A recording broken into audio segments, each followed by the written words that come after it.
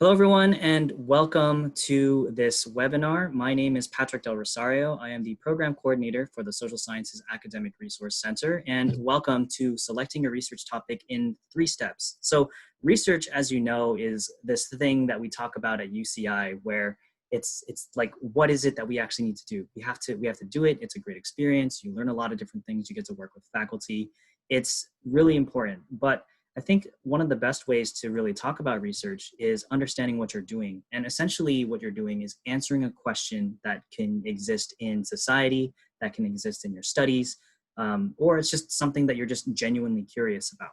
So if you've ever thought about doing a research project, it might be a good thing for you to take a basic research methods course, because that's where they would introduce the entire process. But for today, what we're going to be talking about is specifically the research topic aspect of it. So how do you figure out what is it that you actually want to research?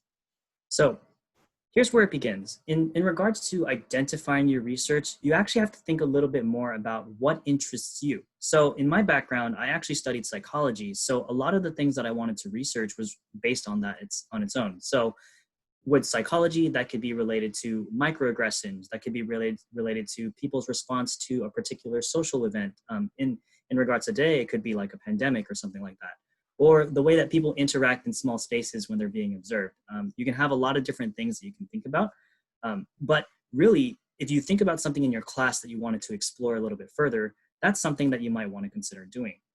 And as mentioned, research is about solving problems and answering questions. And oftentimes this can be done through observations, surveys, or interviews. So whenever you have some kind of survey that you're answering, most likely that information is being collected. So that way it can be analyzed and you can see observational trends or anything like that. Recently in the spring quarter, one of our student affiliate programs, the Dean's Ambassadors Council, actually sent out a survey that was going out to all the students in social sciences, asking about their experiences through the remote environment. And that information is used to kind of help with the programming that we're doing in the future. So it can be as basic as that, but you're looking at academic research related to your particular majors. So what's an easy way of doing this? Well, one of the things that you can do is actually have some kind of research breakdown, right? So if you had a particular thing that you're interested in say, for example, psychology, these might be specific topics that you talked about in your actual classes, like decision-making, behavioral psychology, or microaggressions.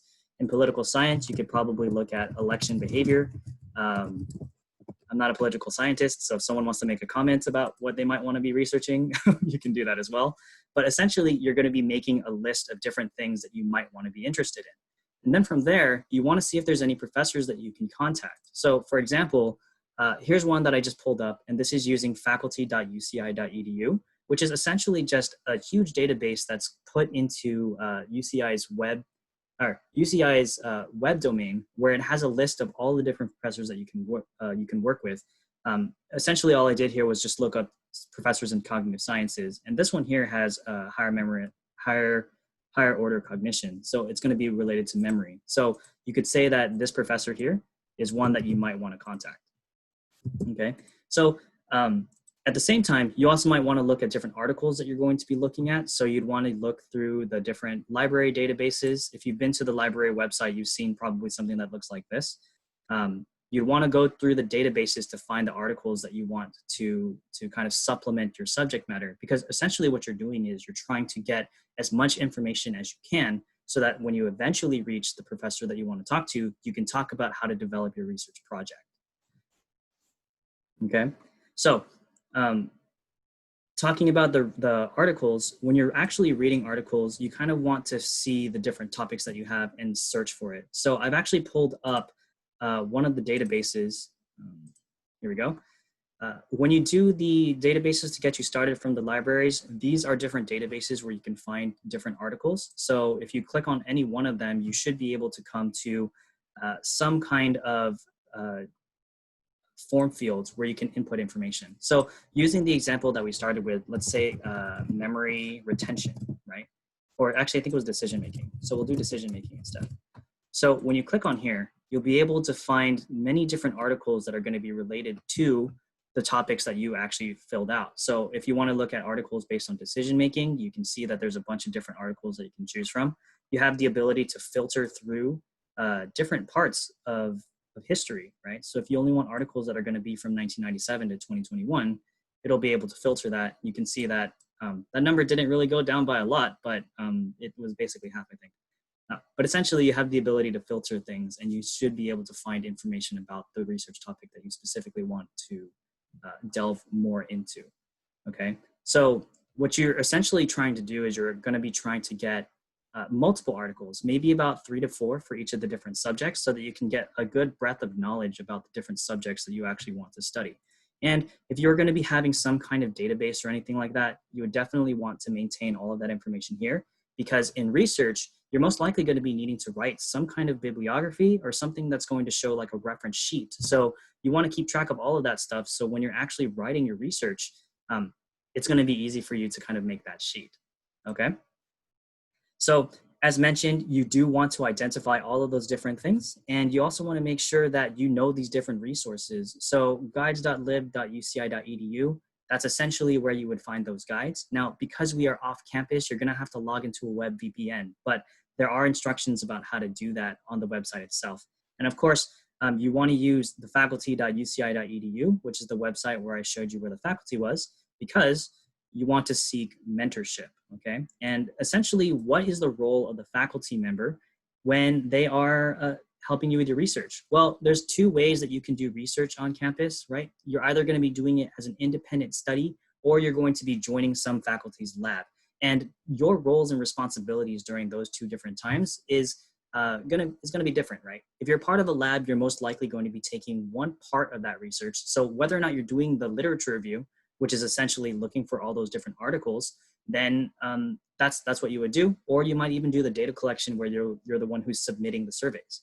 But if you are actually the one doing the whole research project, say for an honors program, doing an independent research, you're going to be doing everything. So seeking mentorship to broaden your research idea and also help you make up how your research is going to be conducted is really important. So you could get academic credit for it if you're part of an honors program, or if the faculty asks you to enroll in a social science 199 course. And that's kind of the different ways that you can go about into mentorship. But here's a question, right? How is it that you actually reach out to the faculty to have them know that you're interested in doing research? And I don't know how some of you feel about emailing, but what I can do is I can actually give you a template of what to write if you're intending on meeting with a faculty. So I'm going to temporarily stop the screen here so that I can share a different screen that has a Word document. And I'll walk through the process of how you could potentially actually, potentially reach out to a faculty member if you wanted to do research with them. The first thing that you always want to do is just say, hello, professor, and we'll put X. Not the mutant from X-Men, but just X as a variable, right? Sorry, that's a really bad joke. Dear Professor X, and the first thing that you always want to do is introduce yourself, right? So introduce yourself, and you want to probably introduce your credentials as well. So credentials could be anything like, I'm a 3rd-year anthropology major, and well, that's basically what your credentials are. At the next part, you want to talk about why you're actually contacting them. So it could be for many reasons. It could be because you are taking a class with them, or using the examples that we have from today, you could also be seeing they have similar research interests to you. Okay, so if you can imagine what this might look like, it's, hello, Professor X, my name is Patrick Del Rosario. I am a psychology 3rd-year major, and I was taking your class in social psychology and realized that microaggressions is really interesting to me. Right. So essentially what you're doing is you're trying to show them that you have some kind of minor connection with them, and you want to tell them that you are interested in wanting to connect with them. Now, there's a couple ways that you can connect with them. You can either ask to join them for a meeting to discuss the topic at hand, right? So if you're joining them for a meeting to discuss the topic, it could just be like, hey, is there a way that I can meet you during your office hours? I'd like to discuss this topic in further detail. The other way that you can do it is you could be a lot more bold. Do you know of any research opportunities?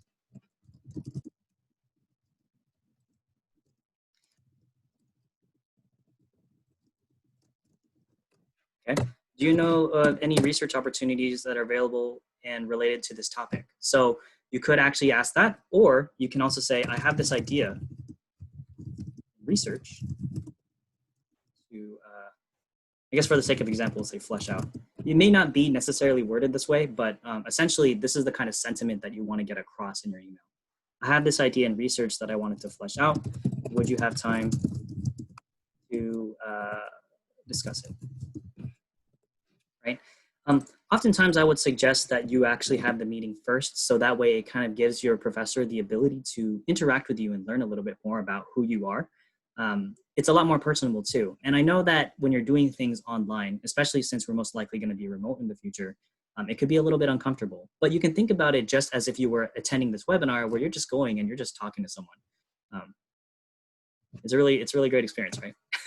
At the same time, though, you do always want to make sure that you have something set up. So in regards to your research topic, do a little bit of research with the articles that you have, and then also just make sure that you have something set that you can prepare with the professor. I will say though, that if you are intending on joining somebody's lab, say for example, you found a research lab on campus that was related to a topic you were interested in, you might want to consider updating your resume, or updating your resume and submitting it as well. Okay, so some of the different areas, or some of the different professors may actually have research labs that are going to be connected to their topic of interest, and they might have an application. So this email could easily turn into a request about, can you tell me a little bit more about this research project that you're working on? So with that being said, that's kind of like the core of what your email could look like. And of course, you always want to say, thank you very much for your time. Hope to hear from you. And that's pretty much it. And of course, however you want to end it, always make sure to end with some kind of closing greeting. We'll use me as an example. Okay. There are a couple things that some people have asked, like how do I make sure that a faculty gets back to me? And that's not necessarily going to happen, but you always are okay to send a follow-up email to a faculty member once you wait about a week, right? So when you wait about a week, send a follow-up email. If they don't respond after the follow-up email, then you can probably move on, try to find another faculty member who has the same topic of interest that you are in. Okay. Yeah. So that's kind of pretty much all that we really have to kind of set the foundation about how to actually define your research and how to kind of go around and find a way to define your research. So I want to open it up to questions now. If all of you have any questions about redefining your research or even contacting faculty. Go ahead and use the Q&A function at the bottom, or you can go ahead and use the chat function. Oops.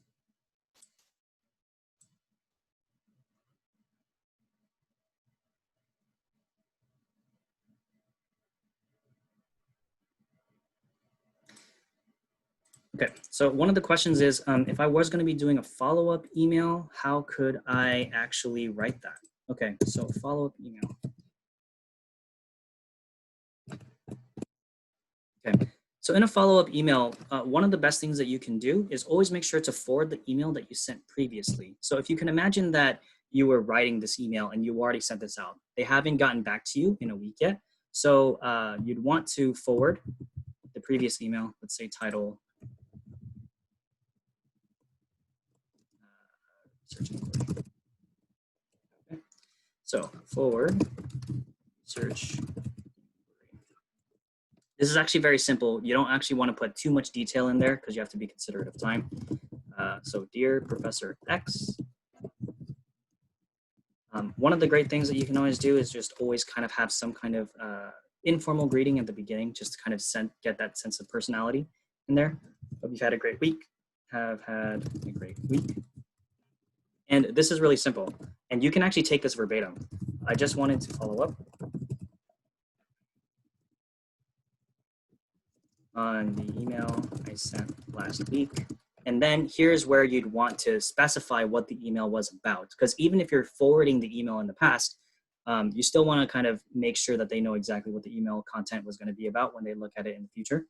I sent like last week regarding a research opportunity, or discussing my research topic, or just whatever it is that you wrote in that email. Research topic. Okay, and that's it. That's all that you need to do to get the professor's attention. Now, in regards to regular behavior of professors, chances are because they get so many emails, they must have at least looked at the email, but may not have had time to respond. And that's why it's perfectly fine to give a follow-up email, and it's okay for it to be short. And then, of course, you want to make sure, again, that you say, thank you very much for your time. I hope to hear from you soon. And then, of course, you can do sincerely, but I don't think I need to put that. Okay, thank you for asking that question. Let's see here. Another question. How do you ask a faculty to be your honors topic research? Do you ask in email or during a meeting? So technically for those types of things, they should have some kind of email that you can actually reach out to in regards to that specific program. And those specific programs typically will have professors that they're actually going to be interacting with as well. But you can go ahead and see if the professor that you're talking with is interested in wanting to be a research professor, and if they actually have information about that, and then you can ask them in person as well. Is there a general website where professors post the research opportunities and openings? Okay, let's go ahead and find how we can do that. So let me go ahead and share a different screen. We'll go ahead and share the whole, we'll share this. All right, so if you wanted to, and again, I'm going to use psychology since that's just the major that I'm most familiar with. If you put cognitive science lab, right? Let's see, research labs, laboratory websites. There you go. So it's not going to necessarily be true for every single major, but some majors are going to have some kind of labs that's going to be connected to their research. Let's see if political science actually has one. Political science research lab.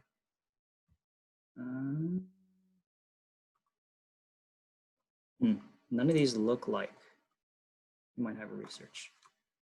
But for those of you who are interested in honors programs, let's try UCI honors program, social sciences. Because honors programs are actually, it's a good thing that somebody asked that question prior, because honors programs are entirely based on doing research. So this might actually be a good place for you to start. Now, I do know that honors programs are going to have a GPA minimum requirement, so you're going to have to look at that. I wanted to look at all of them, but okay, let's try this one. Social sciences. There you go. Okay. So here's where you'd want to start. So if you are going to be looking for something, if they don't have a particular lab that you can be a part of, go ahead and try to see if they have an honors program that you can be a part of and see if you can get research from there. Because I do know that it can be intimidating talking to professors, but this is definitely a good place to start. Hopefully that answers your question. Should I ask only one professor at a time and wait for a reply, or should I ask multiple at once? So this is an interesting question because you can kind of think about it in regards to how you would be applying for a job, right? So if you were applying for a job, you would send out as many applications as you can because you're trying to solidify something. And in the same way that you're working with a professor, you might want to do the same. But here's the difference as to why it's maybe better to meet with a faculty first before you actually ask for a research opportunity. So that way you don't get into that situation where it's like, hey, I agreed to multiple research opportunities at once. Unless, of course, you have the time to be able to do that kind of thing, then that's something that you might want to consider. But of course, you'd always want to try to talk to these professors and kind of see what their agreement is and what their time is to be able to mentor you through the entire process. Okay. I have already confirmed with a professor that I can do research with him this fall quarter, and he said to enroll in Poli-Sci 199. It says that I can enroll in 2 to 4 units for it. Does it make a difference how many units I enroll in? I mean, for your degree, yes. I mean, if you have more units, you get closer to that 180 units, right? In regards to this particular one, you might need to speak with your professor because if that professor didn't know that there was variable units in that course, then that's something that you might want to discuss because units typically are related to how many hours you're going to be contributing to the course. So say, for example, if a whole course load in a quarter is 100 hours to 4 units, then if you're only working 50 hours to the 2 units, then maybe that's what you would want to enroll in. But really, I think that's a conversation that you should have with your faculty just to make sure that they're aware that there's variable units added to that course. Okay. Any additional questions that I can answer?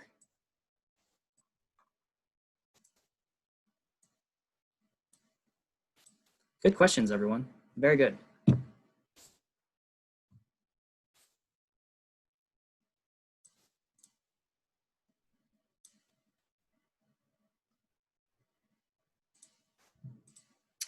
Do you have a question? When will this be posted on SARC? I will try to post this right after this session. Maybe, well, maybe not right after, but probably by the end of the day. And it's going to be posted on our YouTube channel.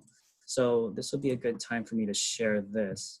SARC actually does have a YouTube channel, which is pretty neat. So if you've seen any of our events that you wanted to attend to in the past, but you weren't able to actually join, we periodically record all of these different sessions and we will put it here. And you'll be able to view all of those different videos that we've had in the past. So we've had some panels on there. We've had some really in-depth discussions. We actually have a student researcher talking about their research on a research podcast. And of course, we have all of our internship opportunities and internship workshops on there as well. Thank you for asking. I got a message here in the chat. What are some things you can put in your resume if you lack research experience? So I think one of the things that are often misconception is that do you need to have prior research experience to do research? And the answer is it kind of depends, right? If you're applying to a research lab that seems like they're a little bit further on in their research, then you're most likely going to be needing some kind of research. You'd want to include the research courses that you've taken and anything that's related to data collection or anything that's related to working with large sets of information and potentially summarizing them or writing reports. Those are the types of things that you probably want to put on there. Of course, if you have formalized research, it's going to fit a lot better with the places that you're applying to.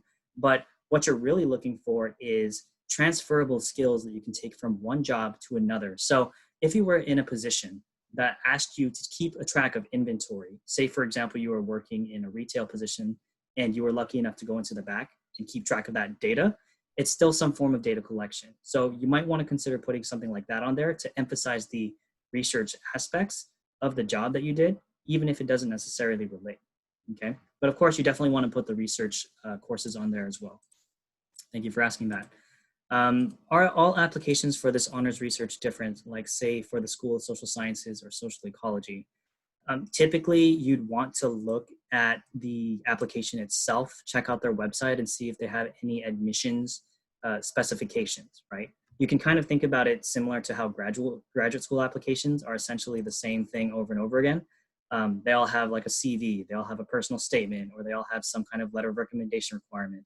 But what makes them different is that they have different specifications about what that personal statement should be written like, or how many letters of recommendation you have. So when you're comparing between two different honors programs, you want to see if there's anything specific that they're asking for, and then that's kind of what you would want to write out on. Okay.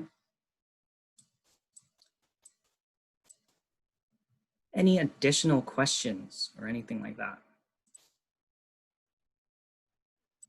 Yeah, very great questions, everyone. I'm hoping this is all going to be very helpful. Let me go ahead and share some other information.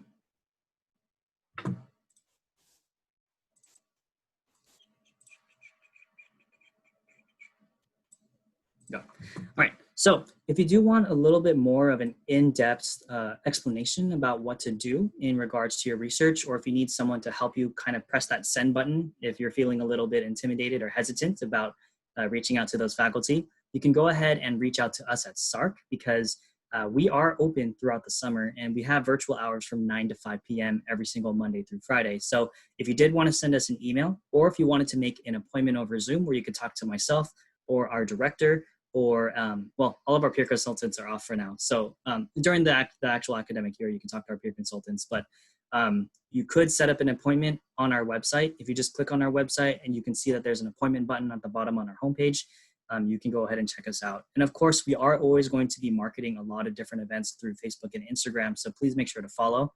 We do put all of our Instagram posts on there, and well, because it's Instagram, but if we have anything special that we're trying to push forward, you'll definitely be able to see it there. Okay.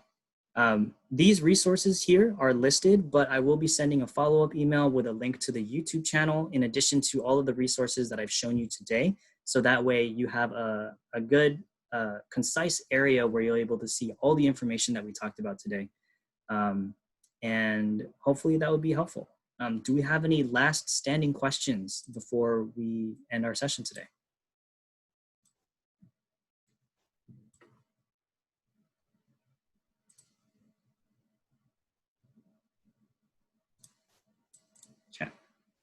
You have a couple thank yous. You're welcome. You're very welcome. It's my pleasure to help you all with this.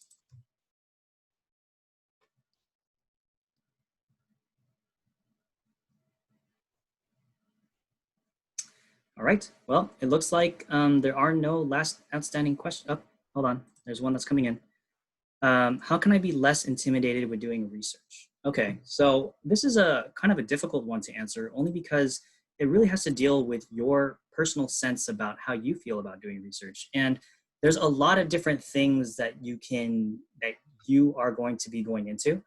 When I first started doing my research project, I actually did it with one of my faculty who was actually a supervisor of mine in the SARC actually, because even as an undergraduate student, I was working at SARC. And I've always found that the best way to really know how to get over the intimidation is to know as much as you can and learning about it. I know that's a very odd answer to give, but the more that you know, the more confident you might be able to feel about the subject matter at hand, and then you might be able to discuss it with your faculty. Now, the one other route that you could take that's a very interesting one is kind of just being open with the idea of like, hey, professor, this is something that I'm really new to. I would need a lot of help to kind of go through the research process, right? One of the things that people always say is always be clear about where you're standing and what you're capable of doing, and being honest about that might actually be able to help your professor tell you exactly what it is that you need help with to move forward, right? So if you're not sure about reaching out to people to write a survey, let your faculty know, like, hey, this is something I'm having difficulty with. Can you help walk me through it, right? Always ask help. It's always good to have people walk you through the process, but eventually the more practice that you get, hopefully you'll be able to get past that intimidation.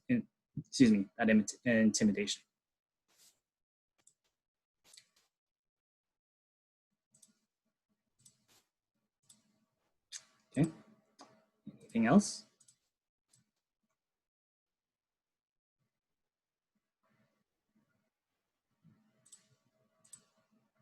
All right, you're welcome. You are very welcome. Oh, there's one more question. Oh, it's a thank you. You're very welcome. All right, so all of you know where to contact me now through that SARC stuff. So if you do need any additional help, I am open to help out. Thank you for attending, and you'll be hearing from me soon in regards to all of the resource that I shared today. So I'll see you all around.